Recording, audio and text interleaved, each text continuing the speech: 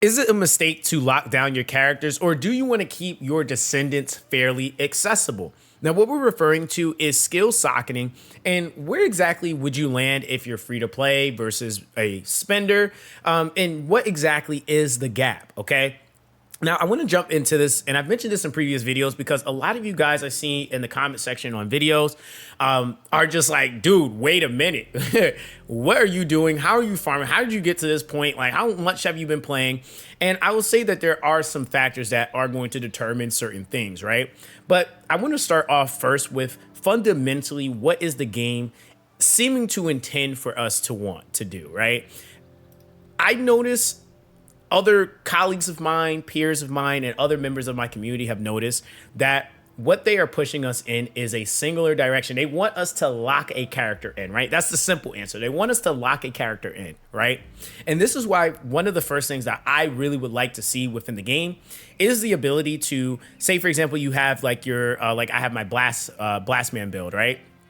I would like to have other pages that would allow me to be able to change the socketing, right? Because the main thing that I had to understand is that, like, as a person that has the ability to play extensive amounts of hours and being able to shift into another character, I technically, like I did with my Blair, I can lock my Blair into a singular build for the most part and then just build another character for farming.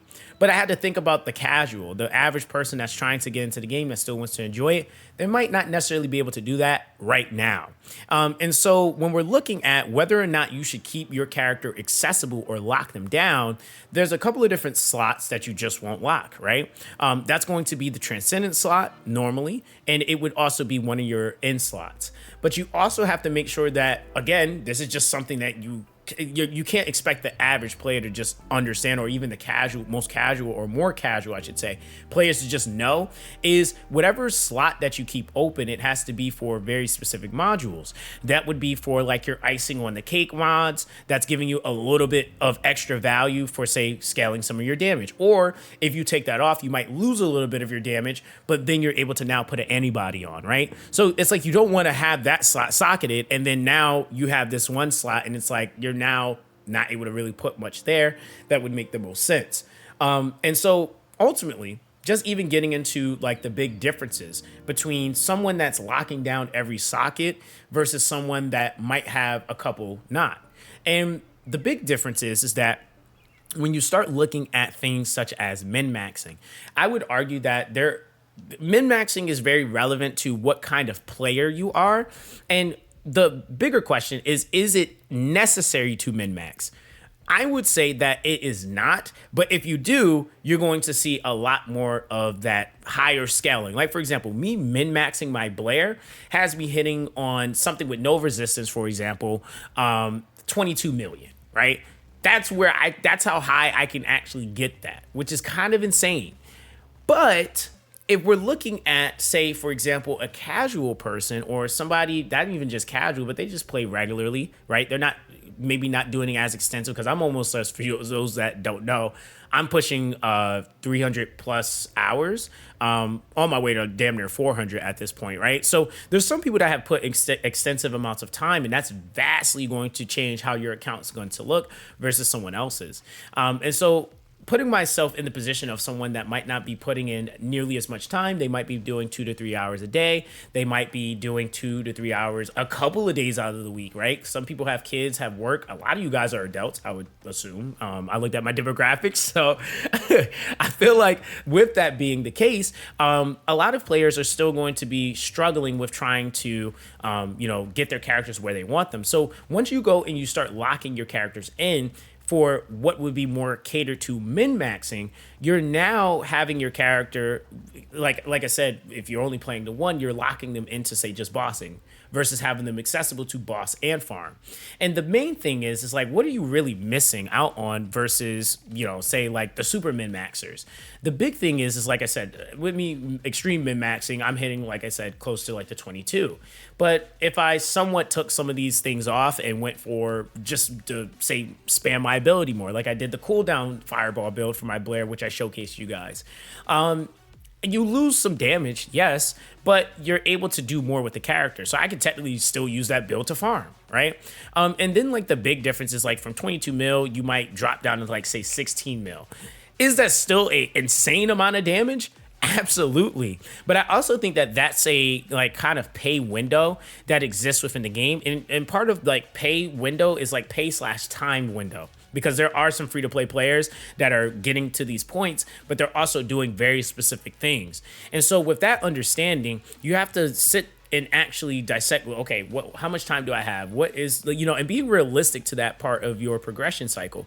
You can say over time you'll eventually get there, but if you're looking at people hitting astronomical numbers or doing astronomical things with guns and they have all these investments and they're on the next thing, be patient with yourself, because the main thing is that you ultimately want to be having fun. That's why a lot of my builds personally, I try not to go for just how much max damage potential can I hit, but how fun can I make this build? I want, like, say for example, okay, it's a bosser build, but I want to be able to hit even more. Like, what do I need to do, right? And so it might mean that I might cut down some of the power on my character so that I'm able to spam more, or that now I'm going for skill expansion or more cooldown or whatever it might be. So I think to answer the question in its entirety, right? If you are a person that is looking for a overall experience where you're just getting more value from a singular character, over time, you are going to socket them more, but you ultimately want to keep them accessible. Like I said, the Transcendants unlocked, keeping that last slot unlocked is going to be really important, because then you'll be able to kind of alternate Transcendances. They might not be the most optimal or min-max, but they will still operate just fine.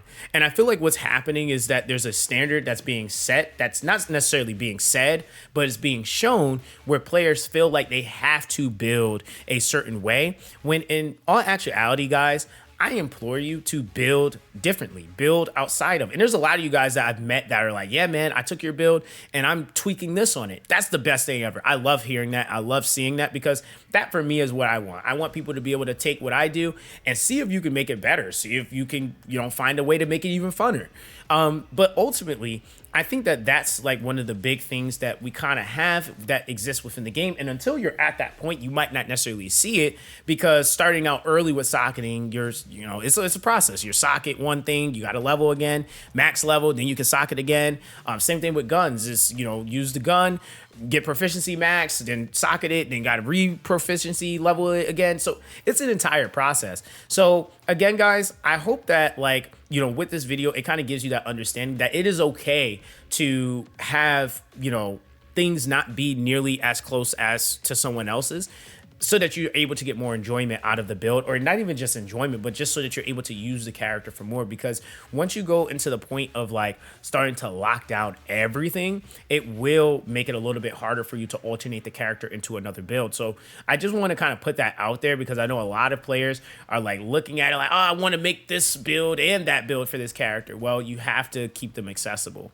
So that's basically that, guys. I hope that this video was able to help. I'm not going to drag this out any longer, but everyone, stay blessed. Let me know what you guys think. What do you think they could do to give you guys, or just us in general, more accessibility? Do you agree, disagree with, having the sockets being able to be changed on different, tabs? Let me know in the comment section down below. But that's going to be that, guys. Stay blessed, and I'll catch you guys in the next one.